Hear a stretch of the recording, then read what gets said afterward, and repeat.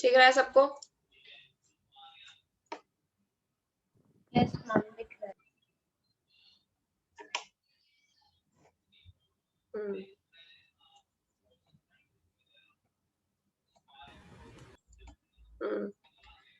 Okay, accommodation in Belgium. तो अब Belgium वालों ने इसके लिए क्या किया? Let us see. The Belgium leaders took a different path. They recognized the existence of regional differences. उन्होंने उनको लगा कि सही बात है, हमारे बीच में regional differences हैं, तो हमको regional differences accommodate करने चाहिए.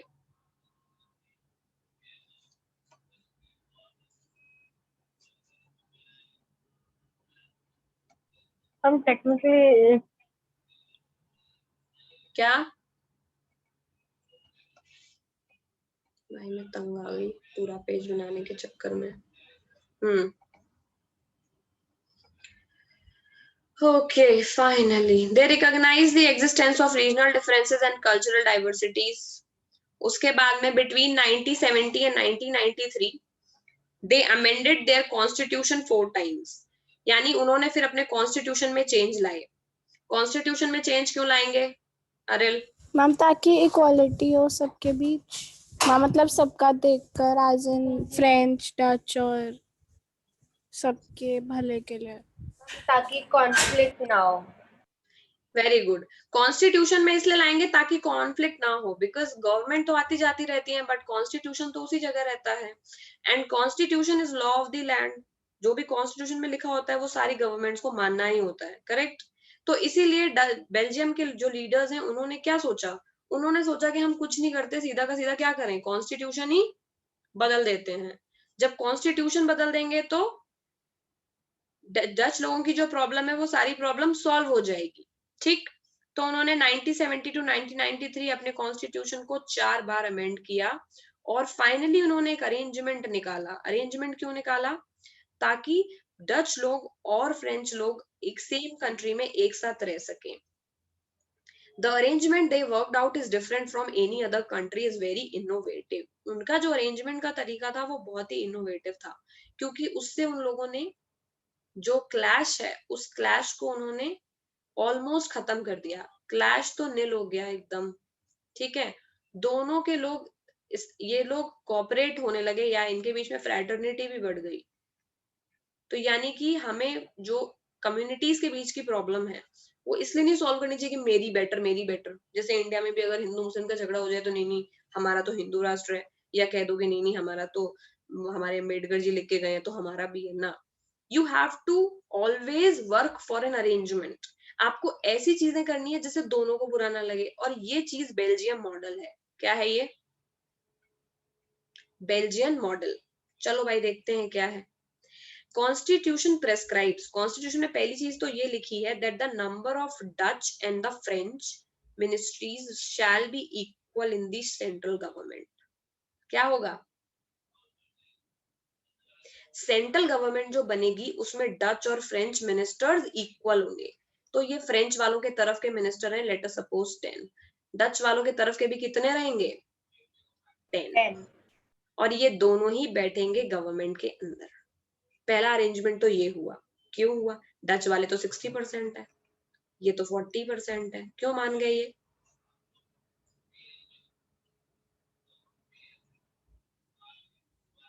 क्यों मान गए?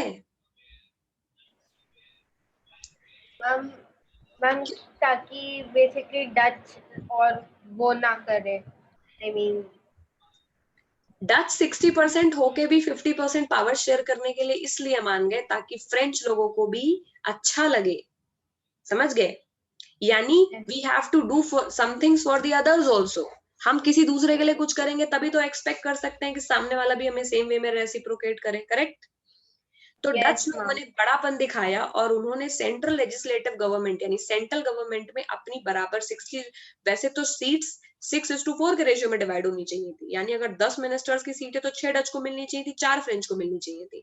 लेकिन नहीं, उन्होंने 5-5 दे दी. समझ गए कि ठीक है हम 5 रख लेते हैं, तुम एक एक्स्ट्रा ले लो. और इस बात से फ्रेंच खुश हो गए. तो फ्रेंच लोगों ने क्या किया? उन्होंने जो ब्रुसेल्स, क्योंकि ब्रुसेल्स की जो गवर्नमेंट थी वो सेपरेट थी, तो ब्रुसेल्स में यानी कैपिटल सिटी में एक अलग गवर्नमेंट बनाई गई और उसमें दोनों ही कम्युनिटीज को बराबर रिप्रेजेंटेशन दिया। तो फ्रेंच लोग जो कि ब्रुसेल्स में कितने हैं 80 और डच है 20, यहाँ पे तो सीट्स 8-2 में डिवाइड होनी चाहिए थी, यानी अगर 10 सीट है तो 8 इनको मिलनी चाहिए थी, 2 इनको मिलनी चाहिए थी, बट ऐसा नहीं हुआ। सिंस वहां पूरे कंट्री के कॉन्स्टिट्यूशन में डच लोगों ने बड़प्पन दिखाया, तो कैपिटल के कॉन्स्टिट्यूशन ब्रुसेल्स में फ्रेंच लोगों ने बड़प्पन दिखाया और फ्रेंच लोगों ने बोल दिया कि चलो लेट अस मेक इट 50-50। समझ गए? तो दोनों लोगों ने किया एक दूसरे के लिए। तो फ्रेंच लोगों यस ने मैम। उन्होंने इक्वल रिप्रेजेंटेशन ब्रुसेल्स में एक्सेप्ट कर लिया, जबकि डच लोग माइनॉरिटी में थे और इससे बहुत बड़ा इम्पैक्ट पड़ा लोगों की साइकोलॉजी पर। डच लोगों को लगा नहीं यार फ्रेंच तो अपने ही हैं, उन्होंने पावर हमें दे दी, और फ्रेंच वालों को भी लगा कि नहीं डच तो अपने ही हैं, इन्होंने हमें पावर दे दी। सो ये बताओ पावर शेयरिंग का इनोवेटिव तरीका है या नहीं? Yes ma'am. मैम पर एक क्वेश्चन है। हाँ बताओ। मैम फ्रेंच और डच तो खुश हो गए, मैम जर्मन का क्या, वो भी तो 1% है। बेटा 1% के लिए ह्यूमैनिटी तो काम कर सकती है, बट आई डोंट थिंक कभी लॉ काम करता है, क्योंकि लॉ तो पॉलिटिकल होता है। पावर उसी के साथ शेयर की जा सकती है जिसके पास में ऑलमोस्ट इक्वल पावर हो। कभी भी पावर मास्टर और स्लेव के बीच में शेयर की जा सकती है क्या? No ma'am. ये हार्श रियलिटी है, समझ गए? इक्वल्स होते हैं वो हमेशा ही इक्वल, मतलब थोड़ा बहुत आगे पीछे अगर है तो आप ऑलमोस्ट खुश करने के लिए थोड़ा ज्यादा दे सकते हैं। अल्ट्रा माइनॉरिटी को एक्सेस पावर देने से गड़बड़ हो जाती है, समझ गए? वो मेजोरिटी के लिए बहुत बुरा हो जाता है, क्योंकि मेजोरिटी लोग इसलिए मेजोरिटी नहीं क्योंकि उनको पॉलिटिकल पावर चाहिए। मेजोरिटी लोगों को ज्यादा रिसोर्सेज भी तो चाहिए, वो लोग पॉपुलेशन में ज्यादा है, उनको रिप्रेजेंटेशन भी ज्यादा चाहिए। इस केस में अगर आप मेजोरिटी की सीट छीन के माइनॉरिटी को दे देंगे तो आप कम लोगों का भला करने के लिए ज्यादा लोगों का नुकसान कर देंगे, समझ गए? तो ज्यादा यस पावर मैम। जर्मन को अगर देंगे तो 10 लोगों का भला होगा, लेकिन उस चक्कर में हो सकता है कि 2000 डच लोगों का घर तोड़ना पड़े। ये हार्श रियलिटी है, इसलिए बहुत ज्यादा माइनॉरिटीज के लिए रिजर्वेशन का प्रोविजन होता है, कभी भी पावर शेयरिंग नहीं होती, समझ गए? जैसे इंडिया में है यस मैम। रिजर्वेशन को, रिजर्व सीट दे दो 1 2 3 जो उनकी पॉपुलेशन के हिसाब से हो, बट पावर नहीं शेयर होती। हाँ बेटा बताओ, कौन कोई और पूछ रहा है कुछ और? ठीक है, तो अगला पॉइंट क्या है? Many power of the central government have been given to state government of the 2 regions country. फिर क्या हुआ? सिंस एक सेंट्रल गवर्नमेंट बनी थी, तो अब इसका मॉडल कैसा है? मॉडल इसका ऐसा सा है कि एक न्यू शेयर करती हूँ बोर्ड, फिर यहाँ के व्हाइट बोर्ड में कर देती हूँ, ठीक है? तो ये मान लो ये एक सेंट्रल गवर्नमेंट है, ये पूरे बेल्जियम की है, ठीक है, कॉमन है। तो इसमें तो 50-50 सीट्स हो गई, दोनों 50% 50%, ठीक है। उसके बाद फ्लेमिश रीजन की एक अलग बना दी गवर्नमेंट, वेलोनिया रीजन की अलग बना दी, यानी अलग अलग स्टेट्स को अलग अलग गवर्नमेंट बनाने की परमिशन दे दी, समझ गए? तो ये तो सेंट्रल गवर्नमेंट है, एक कॉमन है, ये हो गई स्टेट गवर्नमेंट। स्टेट गवर्नमेंट्स की पावर को बढ़ा दिया गया, क्यों बढ़ा दिया गया? क्योंकि सबको राइट है, फ्लेमिश लोग डच लोग अपने हिसाब से काम कर लें और फ्रेंच लोग अपने हिसाब से काम कर लें, उससे बेल्जियम का भला ही होगा, बुरा तो होगा नहीं। तो सेंट्रल गवर्नमेंट की ढेर सारी पावर स्टेट्स को ट्रांसफर कर दी गई। समझ आ रहा है किसी को क्या बोल रही हूँ?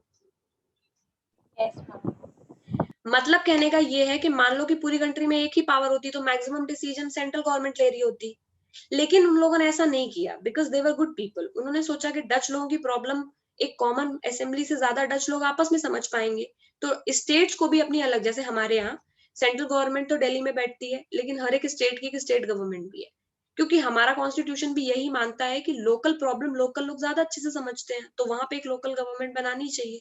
तो स्टेट गवर्नमेंट भी बनाई गई और स्टेट गवर्नमेंट को काफी पावर दे दी गई। सेंटर ने अपनी काफी पावर स्टेट्स को दे दी कि डच लोग अपने लिए अच्छा कर लें, फ्रेंच लोग अपने लिए अच्छा कर लें। फिर जो ब्रुसेल्स की एक गवर्नमेंट बनी, उस गवर्नमेंट में भी डच और फ्रेंच इक्वल रख दिए गए, सबके लिए अच्छा हो गया।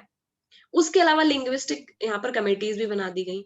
लिंग्विस्टिक कमेटीज हर एक लैंग्वेज के लोगों के लिए थी, मतलब हर एक लैंग्वेज की अलग थी, और वो लोग लैंग्वेज उस रीजन में जो लोग जो लैंग्वेज बोलते हैं उनके लिए वो भला काम करते थे।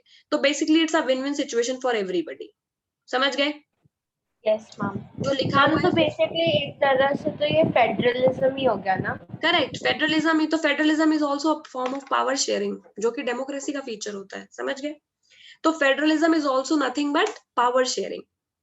तभी फेडरलिज्म में पावर, अब तुम्हें से फेडरलिज्म की डेफिनेशन मिल गई, that in federalism the power is shared among 2 और मोर लेवल्स ऑफ गवर्नमेंट। एक गवर्नमेंट की जरूरत नहीं है, 2 से ज्यादा लेवल में जब पावर को हम डिवाइड कर देते हैं तो उसे बोलते हैं फेडरलिज्म। समझ गए? It is all related. Yes ma'am. तो many power of the central government have given to the state governments, state governments को दे दी गई ऑफ 2 रीजन्स, जो दोनों रीजन में अलग अलग बनाई गई थी। तो उन्होंने कुल मिला के ये बोल दिया, लड़ो नहीं फ्लेमिश, तुम लोग अपनी स्टेट गवर्नमेंट बना लो, और वेलोनिया तुम लोग अपनी स्टेट गवर्नमेंट बना लो, तुम लोगों को अच्छी पावर दी जाएगी। उसके अलावा एक कॉमन सेंट्रल गवर्नमेंट होगी जिनमें तुम दोनों बराबर रहोगे। उसके अलावा एक जो ब्रुसेल्स की गवर्नमेंट होगी उसमें भी तुम दोनों बराबर रहोगे। ठीक है? और एक बड़ी चीज क्या बोली, state government are not subordinate to central government. State government क्या सेंट्रल गवर्नमेंट के कंट्रोल में आती है? मतलब वो जनरली तो कंट्रोल, आती है ये। जनरल कंट्रोल में थी बट सबऑर्डिनेट नहीं, यानी वो अपने डिसीजन खुद ले सकते हैं। समझ गए? तो उन लोगों को इतनी आजादी दी गई कि आप लोग सेंट्रल गवर्नमेंट की तो बात आपको माननी है कुछ कॉमन मैटर्स में, लेकिन आप लोग सबऑर्डिनेट नहीं, आप हमारे गुलाम नहीं, आप अपने डिसीजन अपने हिसाब से लीजिए। समझ गए? सबऑर्डिनेट का मतलब ये होता है कि कोई अगर आपके ऊपर अथॉरिटी वाला आपको कोई रूल कर दे तो वो ओवर पावर हो जाएगा। समझ गए? उसकी मानी जाएगी, आपकी नहीं चलेगी। ठीक? लेकिन सबऑर्डिनेट नहीं बनाया गया उनको, उनको आजादी दी गई अपने डिसीजंस खुद लेने की। ठीक है? Yes ma'am. जो भी मैटर्स उनको दिए गए होंगे उसमें कुछ कॉमन मैटर्स तो सेंट्रल गवर्नमेंट ने अपने पास रखे ही होंगे ना, उसमें आजादी उनको नहीं दी गई होगी। लेकिन जितने भी मैटर दिए गए होंगे, जो भी डिसीजन लेने का राइट दिया गया होगा, वो उसमें उनके वो साथ कोई छेड़खानी नहीं की गई। उनको ये नहीं बोला गया बिल्कुल भी कि हम बोलेंगे तब आप करेंगे, बोलेंगे नहीं। आपने स्टेट गवर्नमेंट बनाया, आपको पूरी आजादी है, आप अपने लिए काम करिए। कुछ चीजों में सेंट्रल गवर्नमेंट की कॉमन बातें माननी है, इतना नहीं भी याद रखना है, बट इन जनरल हमें ये याद रखना है कि स्टेट गवर्नमेंट्स बनाई गई, उनको सबऑर्डिनेट नहीं बनाया गया, उनको बराबर पावर दिया गया। ब्रुसेल्स में जो गवर्नमेंट बनी उसमें दोनों को बराबर रिप्रेजेंटेशन दिया गया, सेंट्रल गवर्नमेंट में दोनों को बराबर रिप्रेजेंटेशन दिया गया। तो किसी जगह फ्रेंच ने कॉम्प्रोमाइज किया लाइक इन ब्रुसेल्स, और किसी जगह डच ने कॉम्प्रोमाइज किया लाइक इन सेंट्रल गवर्नमेंट। समझ गए? और दोनों के कॉम्प्रोमाइज करने से जो पूरी प्रॉब्लम थी वो सॉल्व हो गई, और जो अच्छी थी वो चल निकली गाड़ी बेल्जियम की। समझ में आ गया सबको Belgium model? Yes ma'am. Okay, so now you have to write Belgium model, how the power was shared in Belgium model। ये आज का आपका काम है जो मैं व्हाइट बोर्ड पे करूंगी, आपको उसमें से देख करके ही लिखना है। ठीक है? इसको स्टॉप शेयर कर दे, हमने बेल्जियम पढ़ लिया है, श्रीलंका का हम बाद में पढ़ेंगे। ओके, अब क्या लिखना है हमें?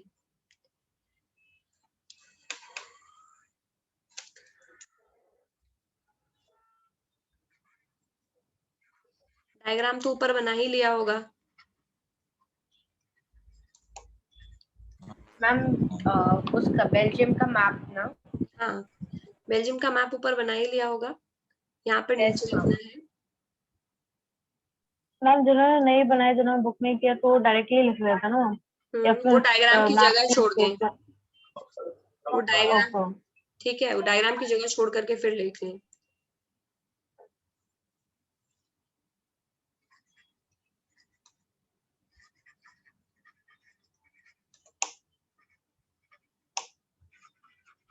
बेल्जियम गवर्नमेंट ने कॉन्स्टिट्यूशन में चेंजेस किए 4 टाइम्स। कितनी बार? 4 टाइम्स। ईयर क्या थे? 1972, 1993। इनके बीच में 4 बार कॉन्स्टिट्यूशन चेंज हुए to form a better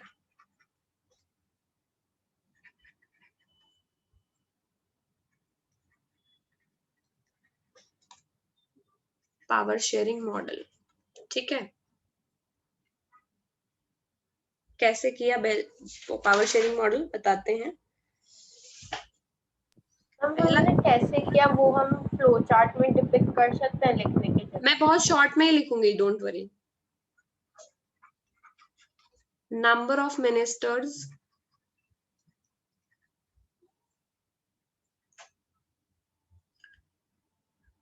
sorry, number of ministers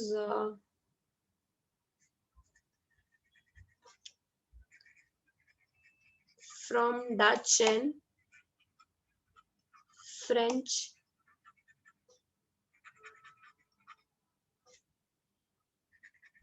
communities were equal in central government। Central government में जो डच और फ्रेंच है वो एकदम बराबर है।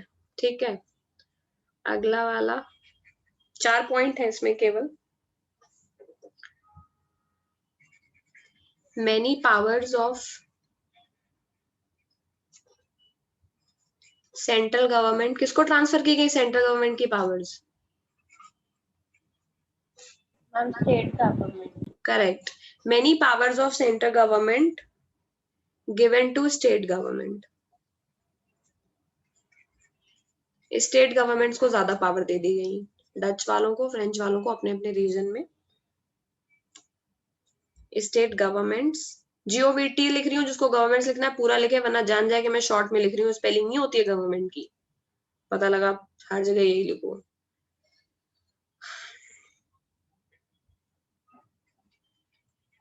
दोनों रीजन की स्टेट गवर्नमेंट्स को पावर ट्रांसफर कर दी सेंट्रल गवर्नमेंट ने, उनको काफी आजादी दे दी। थर्ड पॉइंट क्या है?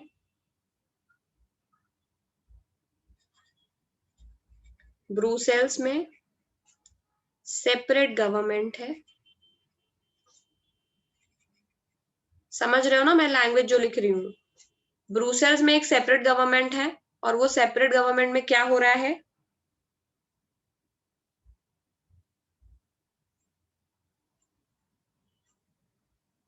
French and Dutch equal representation. ठीक है, यस मैम। ये थर्ड पॉइंट है। फोर्थ पॉइंट है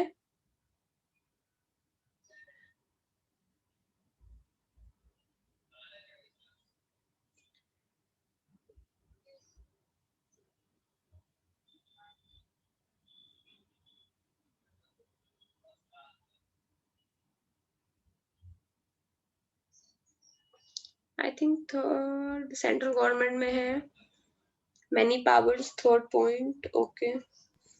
एक पॉइंट कमिटीज। क्या बेटा? Linguistic committees. हाँ वही लिख रही हूँ, शॉर्ट में कैसे लिखूं? जो लिंग्विस्टिक कम्युनिटी वाली है ना, उनके लिए एक अलग कॉन्सेप्ट है, उस कॉन्सेप्ट का नाम है कम्युनिटी गवर्नमेंट। ये वर्ड याद रखना है।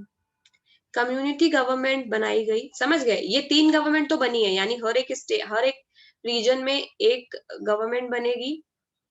चेंज हो गया। हर एक रीजन में गवर्नमेंट बनेगी, वो तो बनेगी ही, और उसके साथ में हर एक स्टेट में गवर्नमेंट बनेगी ही, उसके अलावा एक सेंट्रल गवर्नमेंट बनेगी ही। सेंट्रल गवर्नमेंट के अलावा एक और गवर्नमेंट बनेगी, उसका नाम क्या होगा? Community government. Community government. यानी बेसिकली पूरी कंट्री में ब्रुसेल्स में एक गवर्नमेंट बनेगी जो होगी ब्रुसेल्स की गवर्नमेंट, एक सेंट्रल गवर्नमेंट बनेगी जो पूरी कंट्री की होगी, 2 स्टेट की अलग अलग गवर्नमेंट होगी। मैम मेरे पास स्क्रीन नहीं आई अभी तक, मैम आपने शेयर करी क्या वापस? फिर से कर रही हूँ मैम। हम तो हर रीजन के उसका अलग आप गवर्नमेंट दिख रही है? Yes ma'am. Yes ma'am.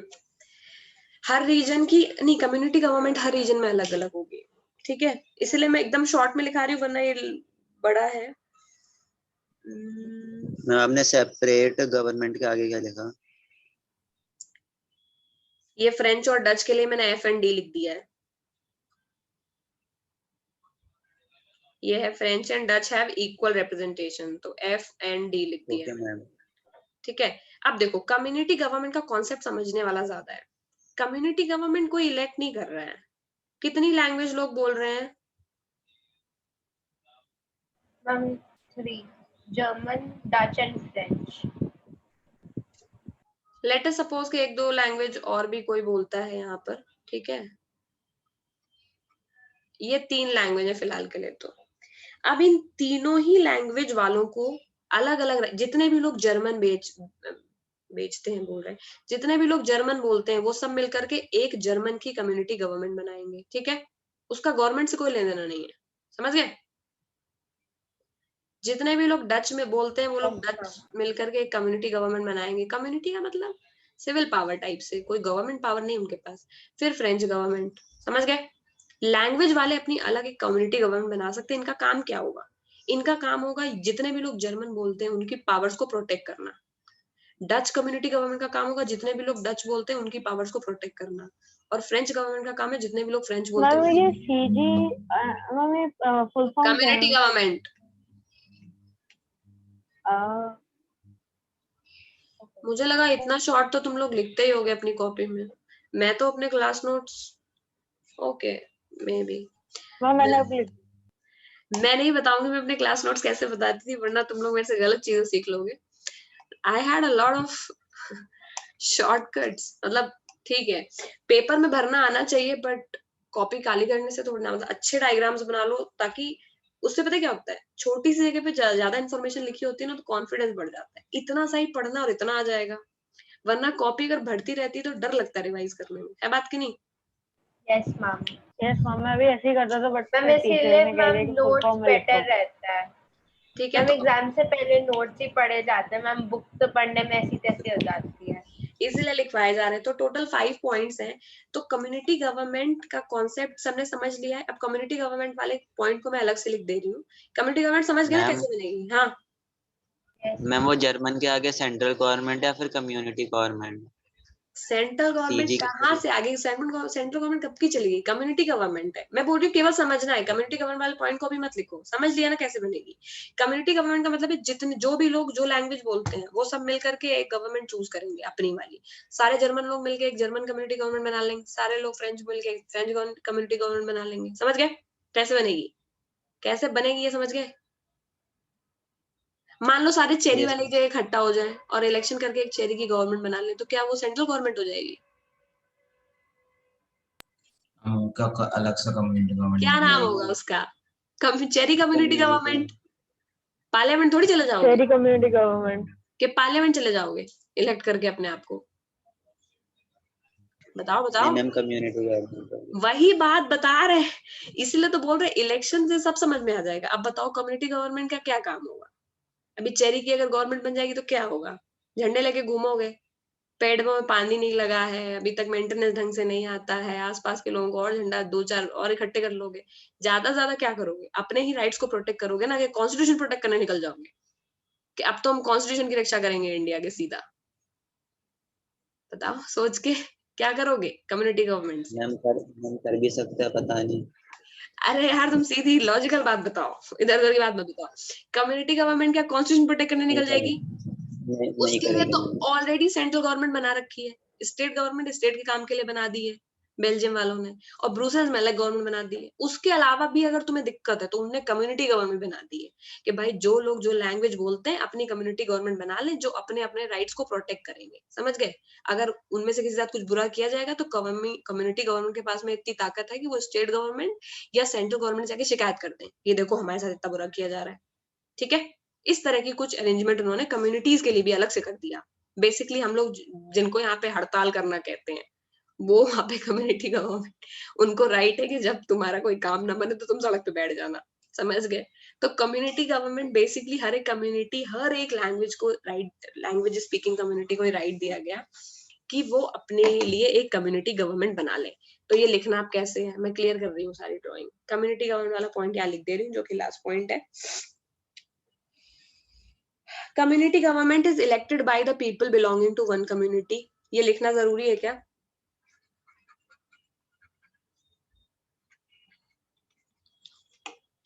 ला पूरा ही लिख हम देते हैं। ना लिखे हुए भी समझ में आ रहा है मैम, आपने समझा दिया तो अब समझ जाए। नहीं लिख देती हूँ जो लोग को नहीं समझ आए। Community government elected bye people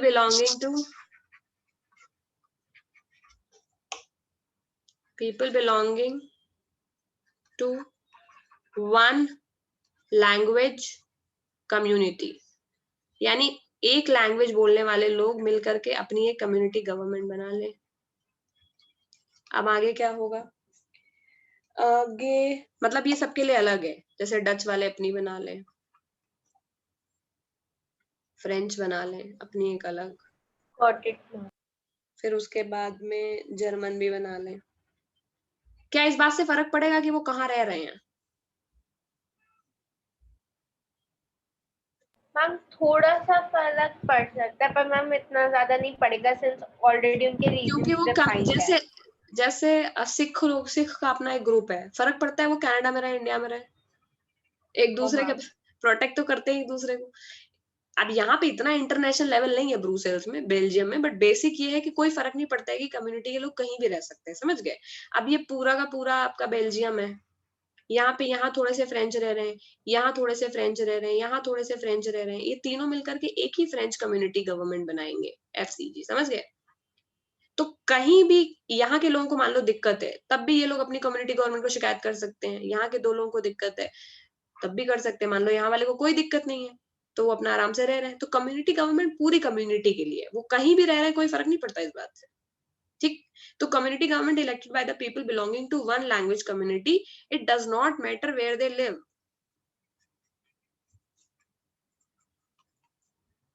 got it ma'am. ठीक, अब इसका काम मैंने ऑलरेडी बता दिया है, ये प्रोटेक्ट करेंगे अपनी कम्युनिटी के राइट्स को, ठीक? अब दिस गवर्नमेंट, ये तो पूरा समझाने वाला है।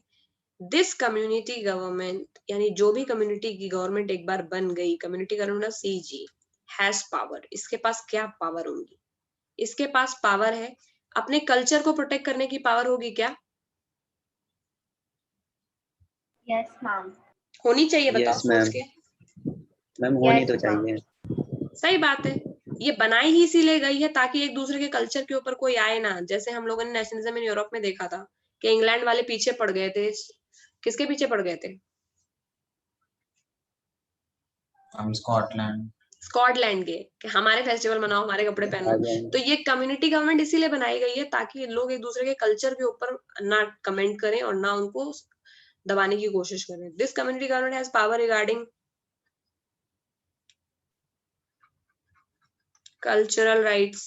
पढ़ने की पावर होगी क्या? Yes ma'am. क्योंकि अलग अलग लैंग्वेज वाले अपनी अपनी लैंग्वेज में पढ़ेंगे। एजुकेशनल राइट्स, जर्मन वाले जर्मन में पढ़ेंगे, फ्रेंच वाले फ्रेंच में पढ़ेंगे। तो इन वाली कम्युनिटी गवर्नमेंट को कल्चरल राइट दिए गए, अपना कल्चर प्रोटेक्ट करो, एजुकेशनल राइट दिए गए और लैंग्वेज वाले राइट दिए गए कि तुम लोगों को अगर लैंग्वेज के रिलेटेड कोई इशू हो तो इन सब के लिए अपनी शिकायत कहाँ लेके जाओ? पार्लियामेंट ना पहुंच जाओ, जाओ कम्युनिटी गवर्नमेंट। पार्लियामेंट पास और भी इंपॉर्टेंट काम है, कंट्री चलानी उनको, ठीक? तो इस तरह के राइट इन कम्युनिटी गवर्नमेंट को दे दिए गए। अब बताओ, तो लगता है इसके बाद कोई और इशू बचा होगा बेल्जियम में? सब तो उन्हें दे दिया। अब कुछ भी प्रॉब्लम है, सबके लिए अलग जगह है। तुम्हें तुम्हारी लैंग्वेज कोई बोलने नहीं दे रहा, कम्युनिटी गवर्नमेंट। तुम्हें तुम्हारी लैंग्वेज में पढ़ने नहीं दे रहा, कम्युनिटी गवर्नमेंट। तुम्हारे स्टेट में कोई दिक्कत है, डच वालों को पावर है, जो मर्जी है वो करो अपने स्टेट में। फ्रेंच वालों को पावर है, जो मर्जी है वो करो अपने स्टेट में। सेंट्रल गवर्नमेंट में दोनों 50-50% पावर दे दी गई। उसके बदले में फ्रेंच लोगों से ब्रुसेल्स में ले ली गई पावर। फ्रेंच ज्यादा थे ब्रुसेल्स में, समझ गए? हो गया पूरा arrangement. This is a form of power sharing, है या नहीं? ये एक पावर शेयरिंग का मैम एक चीज पूछनी है। पूछो। मैम जब इतना कुछ सही था, फिर मैम अभी बेल्जियम में अभी भी फ्रांस रहते हैं या फिर पूरी तरीके से उधर बेल्जियम के लोग रहते हैं? बेल्जियम में अभी भी फ्रेंच लोग रहते हैं। बेल्जियम ने गलत किया, नीदरलैंड से निकल, कोई फायदा हुआ नहीं। मतलब सेम ओनली, बेल्जियम नीदरलैंड सब लोग सेम है। वहाँ फ्रेंच डच सब रहते हैं मिलजुल करके। वहाँ का कल्चर अलग ही है, वहाँ पे अब कुछ ऐसा नहीं है, स्ट्राइक झगड़े भी नहीं मुझे लगता है बेल्जियम में है। मेजर प्रॉब्लम इंग्लैंड में ही चल रही है, वो भी ब्रेक्जिट की वजह से। अदरवाइज यूरोप में कहीं कोई दिक्कत नहीं है। अभी आप स्विट्जरलैंड में भी चले जाओगे तो स्विस से ज्यादा वहाँ फ्रेंच लोग रहते हैं। अभी मतलब अभी भी रह रहे हैं, कितने सारे इटालियन ऊपर चले जाते हैं। बता तो दिया कि वहां पे कोई ऐसा बाउंड्री अब नहीं है रीजन वाला जो हम लोगों को लगता है। वेस्टर्न यूरोप बहुत ज्यादा ओपन है, ईस्टर्न यूरोप में दिक्कत है। रशिया से जो जुड़ी हुई कंट्रीज है, स्लोवाकिया जो हम लोगों ने उस दिन देखा था, हंगरी, बाल्कन्स वाला रीजन, बाल्कन्स वाला रीजन, ये अपसेट है अभी भी। इनको कल्चर में इश्यूज हैं, ये लोग एक दूसरे से ज्यादा घुले मिले नहीं है। लेकिन वेस्टर्न यूरोप, स्पेन हो गया, फ्रांस हो गया, और स्कैंडिनेवियन कंट्रीज, स्कैंडिनेवियन कंट्रीज तो बेटा ऊपर पड़ती हैं रशिया के, बट वो दे आर, उनको कल्चर का इशू नहीं है। They are very good in happiness index, Scandinavian वाले। उनके यहाँ गवर्नमेंट इतने ज्यादा रिसोर्सेज हैं और इतना ज्यादा उनका कल्चर अच्छा है कि गवर्नमेंट 90% ऑफ द काम आपके खुद ही कर देती है। आपको एजुकेशन के पैसे नहीं देने, हेल्थ के पैसे नहीं देने हैं, आपको अपना इंश्योरेंस के पैसे नहीं देने हैं, तो फिर कुछ बचा ही कहाँ? फिर इंसान जोड़ के क्या करेगा? तो जो कमाते हैं वो सब अपने खुश रहते मैम हैं। वेस्टर्न यूरोप में अगर इंटरनेशनल ट्रैवल करना है मैम, उसमें भी मतलब बहुत कंट्रीज एक दूसरे को आने के लिए वीजा भी मांगते हैं। हाँ वो लोग, और यूरोपियन यूनियन में तो वीजा फ्री कॉन्सेप्ट है। यूरोप की पूरी कंट्रीज एक दूसरे में बिना वीजा के जा सकती है। पूरा एक ही वीजा बनता है, शेंगन वीजा बोलते हैं। आई थिंक वो करीब करीब ऑलमोस्ट सारी कंट्रियों में वही वीजा लगता है, वो भी हमारे लिए। वहां पे आपस में कोई वीजा पॉलिसी भी नहीं है। They have very good people to people contact. Europe में क्लाइमेट अच्छी है। ईस्टर्न यूरोप थोड़ा कंजर्वेटिव है, वेस्टर्न यूरोप सब सही है। लेकिन हाँ, कभी कभी एथनिक क्लैशेस हो जाते हैं, स्पेशली जब पूरे वर्ल्ड में चल रहे होते हैं। अदरवाइज वहां इतने नहीं। अभी रिसेंटली जब सीरियन क्राइसिस हुई थी तो माइग्रेशन का इशू था, क्योंकि सीरिया से सब लोग, उनके पास कोई जगह नहीं थी जाने के लिए, तो इधर लीबिया ने और बाकी लोगों ने अपना बॉर्डर सील कर दिया। सीरिया में लगातार मतलब बॉम्ब्स वगैरह गिरा रहे हैं, यूएस वाले अलग गिरा रहे हैं, रशिया वाले अलग गिरा रहे हैं। तो अब सीरिया वाले जाए कहाँ? तो सीरिया वाले यूरोप जा रहे थे, तब यूरोप में दिक्कतें चल रही थी। क्योंकि अब जब कंट्रीज में बाहर के लोग आने लगते हैं ना, तो फिर वो बोलते हैं कि तुम रखो इनको, तुम रखो इनको। तब जाकर के फ्रांस में भी बहुत देखने को मिला था। फ्रांस के पेरिस की गलियों में, फ्रांस का कल्चर है, यूरोप का कल्चर इतना ओपन है कि वो माइग्रेशन को बहुत इजीली एक्सेप्ट कर लेते हैं। लेकिन वहां पर फिर लोग इतने ज्यादा हो गए कि वो सड़कों पर टेंट लगा के रहने लग गए। तब फ्रांस में जाकर के स्ट्राइक हुई थी 2-3 साल पहले, उसको येलो वेस्ट मूवमेंट बोलते हैं। यानी टैक्सी ड्राइवर जो येलो वेस्ट पहनते हैं ना, उन्होंने स्ट्राइक फिर कर दी थी। तो अब डिपेंड करता है कि कौन सा इशू है। अदरवाइज वहां पर ऐसा कोई बहुत मेजर इशू नहीं है। यूरोप में उनका कल्चर हमेशा से एक्सेप्टेबल रहा है, और दूसरों के लिए भी। यही रीजन है कि बेल्जियम का मॉडल सक्सेसफुल है पावर शेयरिंग में। और अभी हम जब इसके कंट्रास्ट श्रीलंकन पढ़ेंगे नेक्स्ट क्लास में, तब हम देखेंगे कि वहां पर तो सिविल वॉर हो जाएगा इतने में वो लड़ जाएंगे आपस में, जितने में इन लोगों ने एक दूसरे को एकोमोडेट कर लिया। श्रीलंका में सिंघलीज बुद्धिस्ट और श्रीलंकन तमिल्स, ये कभी भी एक दूसरे को एक्सेप्ट नहीं कर पाएंगे। ठीक है, चलो फिर आज के लिए इतना ही, मिलते हैं नेक्स्ट क्लास में। Have a nice day. Bye, ma'am. Bye bye, have a nice day guys. ठीक है, thank you. Welcome. Thank you, ma'am.